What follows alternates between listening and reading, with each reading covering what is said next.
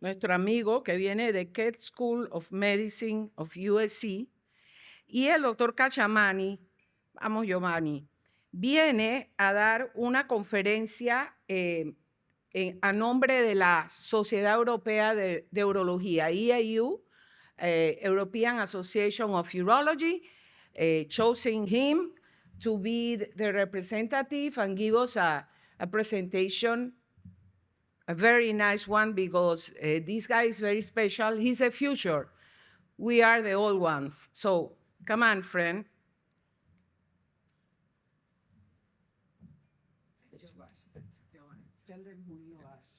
Well, thank you so much. Thank you all. I'm pretty sure that all of you will be probably at the swimming pool right now at 4 p.m. So that's why we don't see the many people here. But I just want to say to you, and Ingrid, of course, thank you for the kind invitation that, yeah, it's true that as we are the new generation of doctors, but without whatever you have done, this generation will never be possible. So I'm flattered to be here on behalf of the European Association of Urology to discuss something that is very close to my heart and something that we developed over the past few years.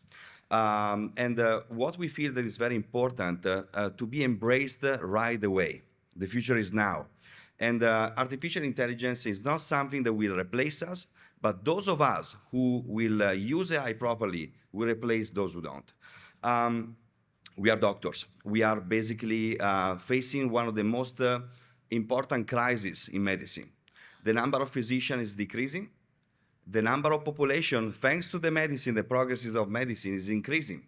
But with the increasing of population and the aging of the population, we also have an increased number of chronic diseases. In the US, not the healthiest place in the world, the average number of chronic disease per patient is 3.1. Which means that the more we age, the more we are sick. And the more we sick, the more we need to go to the doctors. Again, this is a historic moment where the number of population is, the aging is increasing, the physician is decreasing, and unfortunately, we cannot keep up with those demands. And AI can be the only one solution that we can have for decreasing the workload, keeping the workflow, and of course, increasing the performance and the accuracy and the advantage to our patients. See, we don't need AI. Okay, those are my conflict of interest. Okay, so the very first thing that you have to ask is AI something new? Well, I would say not really. AI started basically almost 72 years ago with Alan Turing. I'm pretty sure that some of you knows about who was Alan Turing. And his biography, his story came into the spotlight a few years ago with this movie, The Imitation Game. And please remember this title because it was not chosen by chance. Alan Turing is considered the father of the modern computeristics and AI. And the main reason was that because he invented a machine that contributed to the ending of the Second World War, Enigma. And basically, the Enigma was a machine that was used by the Nazis to communicate in each other, and they find out a way for basically decrypting Enigma and helping in basically or contributing the ending of the Second World War. Again, The Imitation Game. This title was not chosen by chance because 72 years ago, the very first paper that was written by Alan Turing, in the first paragraph, The Imitation Game, Alan Turing was asking, hey, what is going to happen if a machine is going to think like a human? Or in other words, can machine do the same job that a human do, helping us in decreasing the workload? Well, 72 years later, the answer is yes. This is the timeline, for example, of the digitalization of the humanity. In the 40s, the first personal computers, first microprocessors in the 70s. I was not yet there. But I remember pretty clearly in 2008 when the smartphone came out, the first smartphone. And I bet you, all of you who are taking pictures right now are having in their hands a smartphone. It's basically something that we will never go around without, right? So machine learning, deep learning, 1953. Generative AI, that actually is something that made a real revolution in making AI broad stream. and agentic AI in 2025. It's something that we are working on. Now, I remember in 2022 when one of my fellow came to into my office and say, "Hey, Dr. Cacciamani, do you know about ChatGPT?" So at the very beginning, I thought it was a dating app like Grindr or Tinder, right? And I said, well, I don't know that much, so let's explore. And we stay in my office, and as an Italian faculty, I order pizza, and we stay up to 2 a.m. in the morning exploring the potential of this technology. And let me tell you, ChatGPT or GPT in general made AI accessible to a lot of people. But it's like sex when you are a teenager. Everybody is talking of it, very few knows how to use it. So ChatGPT has been one of probably the most fastest technology of all the time. Just to give you an idea, 100 millions of users just in 2 months. For a comparison, Google took almost 14 years to get to the same number. And again, ChatGPT has been on the baby on the block for a few years, but now we have Gemini, Meta, Cloud, DeepSeek, and all of them are basically comparable, I would say, in terms of coding, quantitative reasoning, and scientific reasoning as well. We have been the first that tried to understand what was the sentiment among physicians about this kind of technology immediately after ChatGPT was released. And what we figured out is that it was published in European Urology. What we figured out is that among the thousands of physicians who replied to this questionnaire, we figured out that a lot of people thought about potentials for not only clinical, access to clinical stuff, but also for research. And of course, a lot of people recognize that there are potential inaccuracies or what we call hallucination, right? Just for fun, hallucination was the term that was the most used by the Oxford Dictionary a couple of years ago. So how generative AI works, and most importantly, what are the potential applications of generative AI? And when I say potential, I say that you can use it because they are already there. Generative, I don't want to talk about more, I don't want to be too boring, but just want to mention a couple of things. Artificial intelligence is a discipline. Within this discipline, you have machine learning, deep learning, etc. And you go deep in terms of reasoning. Now, when it comes to deep learning models, you have two different types of what we call paradigms. You have one we call discriminative. We basically train the models with labels, and the model, if you're properly trained, will basically predict the output. It's something that you say to a little kid, hey, this is an apple, this is a banana, this is a peach, this is an orange. And the next time the little kid will see in front of themselves an orange, an apple, or a banana, they will recognize it. But if they find a fruit that is not one of the four, basically they don't know what they do. Generative AI is different. Generative AI is generating something that was not even a thing before. And this is very important because it can generate contents that are coming from the digestion of others. And I'm going to show you some things. So just to summarize, in the discriminant technique, you train the models with, for example, here, a picture of a dog. The system will classify the model, and automatically, when it comes to the evaluation of the model, the system, once you show a picture of a dog, they tell you, hey, that is a dog. Generative AI is different. You train the model with thousands of millions of pictures of dogs, and then the system, if properly trained, will create for you a picture of a dog that was not even a thing before. Now, going out of generation of picture, here we are talking about something different. Which means that if the system is properly trained, in consideration of different output, the system will provide you different input, it will provide you different output. Like especially in the medicine, imagine a system that is digesting the medical information of your patient and is telling you right away, hey, there is something that is going wrong. Or a system that is digesting the video, the images, while we are doing a surgery and assisting us while we are doing surgery, guiding you on the next step. This is what generative AI does. And what are the applications of generative AI? Our team at the USC has been one of the first that created the first AI center in the country. And we embraced generative AI from day zero because we figured out that that was the part of the juice that we really believe will make the real difference in medicine. Also because the cost of these tools is way much lower than actually the tools that were available before. And those are the potential applications that right now you can find on the market. And I really believe that if you can embrace some of them, it can reduce the workload on your shoulder and provide a better care. Clinical copiloting, very important. They support physicians in real time by analyzing in real time the clinical data. It's something that I was mentioning to you before. How that works? Exactly as we work as physicians. As physicians, we have been trained reading books and getting frustrated in a clinical, in the university. Then we become proficient during residency. But whatever we do is knowledge. We assume knowledge, and we use this knowledge because at the time that basically we go and we find a new patient, we can use that knowledge to figure it out how to treat that patient. Exactly that.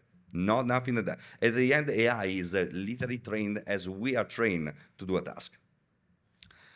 This is an example, bedside decision support. There are already new systems that digest from the EMR, EHR data, and automatically providing us with information about the patient. Say, hey, there is this patient that requires, for example, insulin. I say, why? Well, because we have to correct the right way the hyperkalemia. Sometimes, because of this data loss, this labyrinth of information that are present in the EHR, EMR, it's very difficult to navigate through that. When we have 60 patients in the floor to take care of, it's very important to get information right away, not reviewing the labs once a day for all the patients, right? A system like this can actually provide us a real-time assistant at the benefit of our patients. Other example is the grounded radiology reports. AI basically medicine, the majority of the FDA-approved systems is basically in image recognition, pathology, radiology, what they mean. I will have a talk on Friday about that. Is a system properly trained, can read the images and provide you, I would say, a draft of the radiological report, which of course are required to be evaluated by the radiologist. So at the USC, we try to skip that fee. We try to skip the image recognition at the advantage of the generative AI. And this is what we created, what we call the generative AI or GAI rats.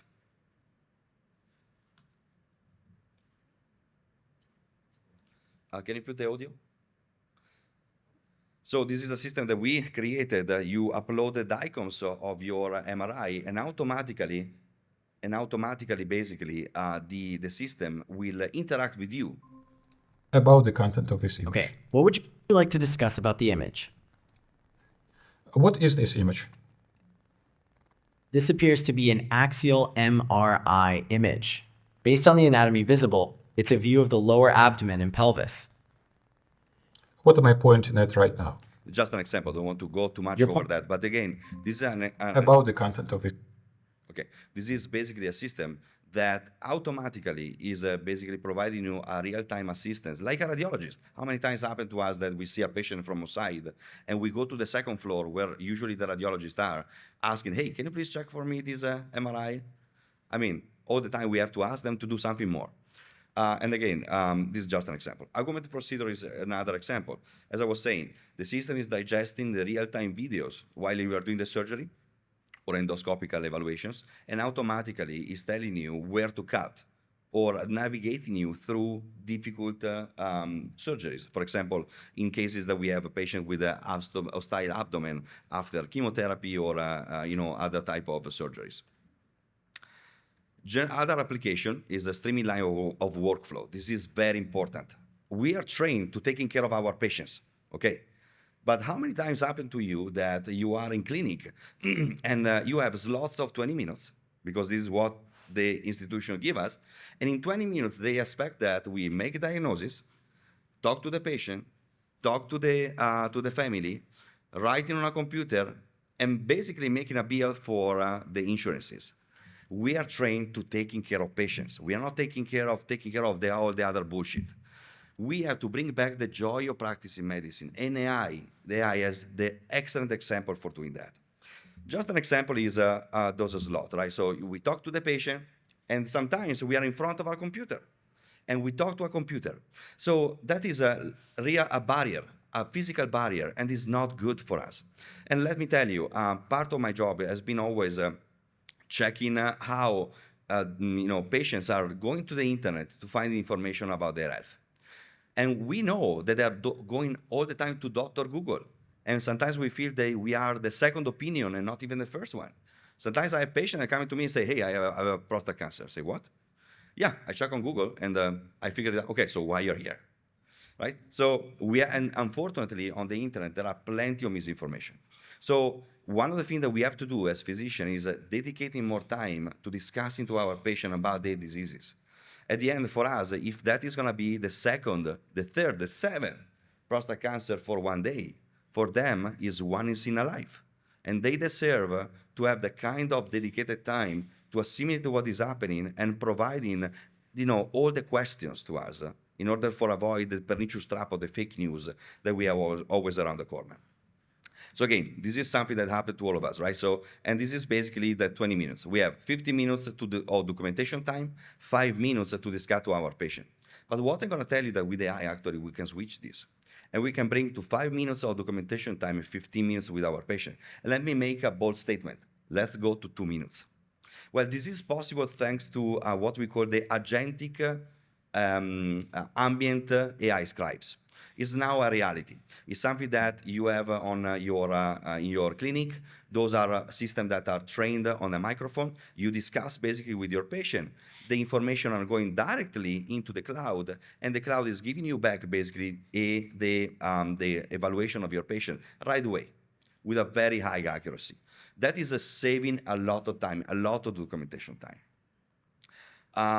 Those AI scribes seems to be very promising. There are plenty now. I don't want to talk about whatever we have on the market, but let me tell you one thing. The clinical note time seems to be decreasing, and usually the difference is in some papers 70 seconds, 75 seconds, 5 minutes. But the point is, it's true that these systems are excellent for decreasing the work during the clinic, but then they are not at all impacting on what we call the pajama time. It's all that work that as physicians we do on Sundays, Saturdays, during the night for preparing ourselves in digesting the information that the patient is providing us to prepare ourselves for the clinic day. It's there where we have to focus our energies now. So our system, basically, this is the clinical note cognitive workload. So we have the work aside work before a clinic, 20-25% of the entire work, as you can see, opening note, copying forward, basically editing prior AP, etc. It's taking a lot of time, especially for complex patients. And again, I was telling you before, 3.1 is the number of the chronic diseases that our patients have right now. So their story is pretty intense. Clinic day, and then you have, of course, the work outside work, where we have to translate our decision and click into submit, basically, on our systems. So this is one of the systematic review and meta-analysis that our team have put together, and we are in the process for the review number 1 for submission for Nature Medicine. And this is basically the very first meta-analysis looking at how much time we can save using this technology. As you can see, of course, we have different type of system like a bridge, the EX from Microsoft, ID, hospital-based systems. But as you can see here, the time average per patient encounter is not that much. We are talking about basically 1.1 minute saving per patient. That's not enough. That's not something that is really meaningful. And this is coming from a meta-analysis, and the data from the randomized trials actually are confirming this. That is the reason. The majority of these systems are focusing on the note-taking during the clinic day and the work aside work after the clinical evaluation, not before. We have to invent something that is going to impact also on before clinic, organizing all the information of the patient before, where we can save between 25 to 30% of the time. So specifically to this, our team has just put together the first randomized trial using one-line health. One-line health is the only one solution right now. There's not only digesting information during the clinical visit, but also before the clinical visit, organizing everything and providing to us the patient history and everything before the clinical evaluation. So it means that at the time of the clinical visit, what we do is reading on our tablet and confirming with the patient whatever the patient brings to us before the clinic day. And if there is anything that we want to add, we can add it. Then, of course, the system, because as of course an AI scribe integrated, will bring together whatever was bring before, together what was bring after. And this is a randomized trial that right now we have already 60 patients enrolled in this, and we'll be more than happy to discuss with all of you, because at the end of the day, those meetings are also an excellent occasion for trying to do some multicentric studies on this thing. Another important stuff are randomized trials, which are the soul of medicine. This is something that happened to us, right? So human manual matching. A patient is coming to you, you see the patient, you clinical evaluation, you take the clinical notes, and then only if the provider is aware about the clinical trial, and only if the provider aware of the clinical trial time, then we can actually check and talk to the patient about the clinical trial ongoing. And then we can start the process of the matching of the patient with the clinical trial, which is an extremely time-consuming task. At the USC, we are developing Match to Treat, a system that we will be released for free.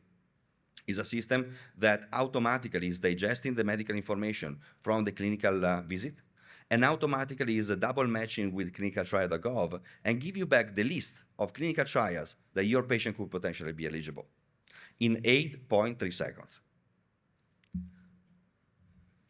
Another example is improving knowledge, and I will go a little bit faster here. So is something that requires consistently synthesize basically medical literature, etc., which is very important. And that those systems seems to become extremely proficient in terms of medical knowledge. And our team has put together also this meta-analysis combining data from 257 studies, 32 medical specialties, 8,200 comparisons done in the same paper, and 180,000 medical questions. And the main question that we asked when we combined all this data was, are those systems actually smart? Are those systems actually replying properly to the questions, or is just a matter of flipping a coin? So combining this data, those are the data. I will go over, I combine all the 820 comparisons in just one slide. Generative AI comparison. OpenAI seems to be better than Gemini, than DeepSeek, than the others. So this is very important because at the time, that as physician, somebody will approach us and say, "Hey, I have this product on AI, and is in the back scene, in the behind the scene, is running OpenAI." You know that OpenAI is actually better than the other systems. At least this from the actual status of the things. Can be that it's going to change in 2 months. Generative AI version. If a system is trained on generative AI GPT-4 or better or more, is better. Don't use any system that is running on GPT-3 or something smaller. Generative AI versus human, for now there are no differences, so we can keep our job. When the system is provided with knowledge, of course, the system is way better. And of course, there are iterations, etc. Now, I just want to go there. Another example of the use of this technology is how we can use the latest discoveries that are on the market at the advantage of our patient. I'm coming to Los Angeles. I'm Italian. You can feel it, right? So I'm not even trying to cover my accent because it's sexy. But one of the things that I can say is that I'm living in LA. LA has 33% of the population that is Hispanic. And of these 33%, 56% are Generation Zero who are not talking English. And language is a barrier, especially when it comes to men's health. We are literally in a very delicate moment when we are discussing with the patient. The patient wants to be only you and them. That's it. Nobody else. Well, for this patient who are not talking our language, unless we have a double language doctor, we require real-time translators who are extremely costly, but also is a third person, is like becoming a ménage à trois during a clinical evaluation, which is something that is not correct, right? So this is what we are developing at the USC. So thanks to the partnership with Apple now, we are testing the usage of the newest AirPods that have the real-time translation. And we are now comparing in a randomized double-blind fashion the real-time translator using these amazing tools versus the human translators to figure it out if we can reduce basically the anxiety on the shoulders of our patients. Last part, better communication. Those systems are amazing for communicating better to our patients. And I was saying before, this is very, very important. This is basically what Dr. Google does. We know at the first symptom, they go straight to Google. And sometimes, unfortunately, they go to Google after the clinical evaluation, which means that it's a failure on us. Main point is that 75% of the new 75% of the population is looking at of healthcare information on the internet. And they find those information on social media and layperson summary. The data are coming from the Pew Project 2023, 2013, and the Pew Project 2024, where I'm showing you that humans are going to the internet to gather healthcare information, period. Unfortunately, on the on these the information can be actually not properly done. Social media is very important because it's a nice, fastest way for sharing medical information. But the way that we can digest the medical information from the paper is extremely challenging to do. So for this reason, our team has put together this system. The name is Pub2Post. This is something that is available right now, is free. Pub2Post is the only one AI solution that automatically digests the medical information from papers into social media, press releases, and podcasts that you can have on your phone. And this is something that, as you can see here, is very easy to use. You can basically copy and paste anything from the paper itself to the abstract, and automatically the system is creating and digesting the information and creating social media posts that are accurate. The accuracy is coming from the fact that we just implemented a new system that has 5 LLM competing each other to basically find if there is any hallucination. And this is the original post. This is an example of a post that can be done with the Pub2Post. Another important part is layperson after summary, which are very, very important. A few years ago, my ex-fiancée, she was diagnosed with leukemia. And it was very difficult for me. I mean, I'm a doctor. I'm a pretty educated person. And when it comes to reading publications on something that is not my specialty, we are failing. So I say, okay, if that is difficult for me to read in something that is outside my specialty, how difficult it will be for someone who is experiencing the worst period of their life, right?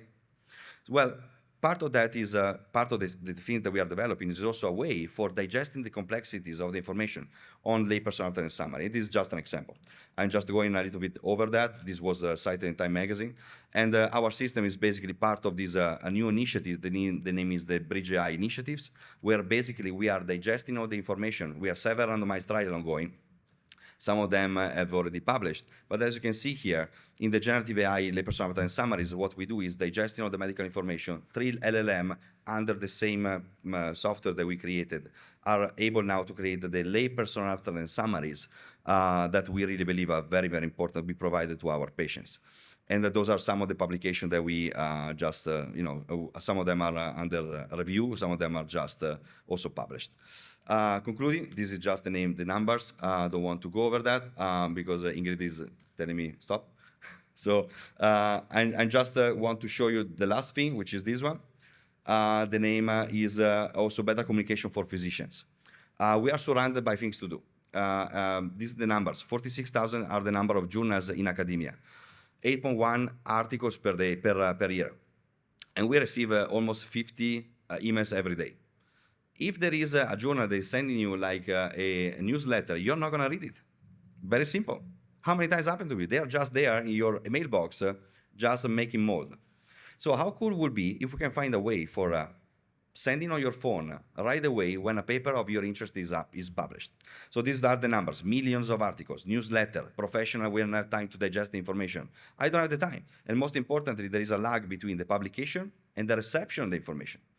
Well, at the USC, we develop Research Feed Plus. Research Feed Plus is like Apple News, but with Spotify together. So we already digested 255 million of articles metadata that are now part of the system. And the system is pretty cool. It means that we digest everything. It's a real-time AI-enhanced RRS feed. So you talk to the system at the time that you're creating your account, and automatically the system is creating a Boolean search. It means that at the time that one of the paper that is literally only on your interest is published, in 8.3 seconds you are receiving a notification on your phone. And our system is the only one that has this solution. The system is providing you, of course, a notification after the publication is published, immediately after. You click on that and you can have a read aloud abstract. It's reading aloud also a summary of the paper in all the languages that you want, summary of the news, automated slides presentation, and we created something that is very cool, which is a journal club.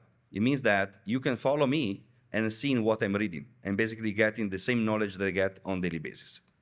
And this is just an example of one of the podcasts that is created from our AI. Once the paper is published, 5 seconds later, you have a notification, and this is the quality.